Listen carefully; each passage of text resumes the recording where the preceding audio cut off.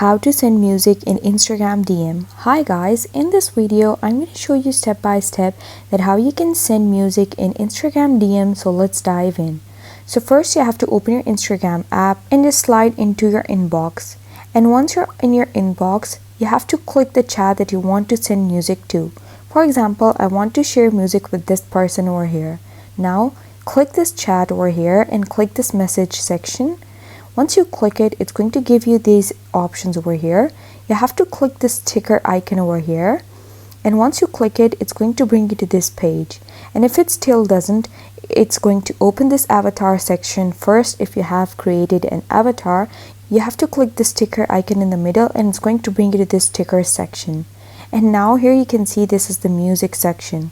You simply have to click this music option and search for the music that you want to send to the person.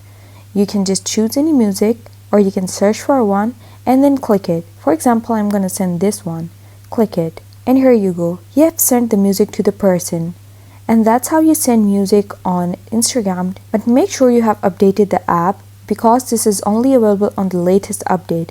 Just go to your app store, search for Instagram and update the app. And then you'll be able to send music to your friends on Instagram.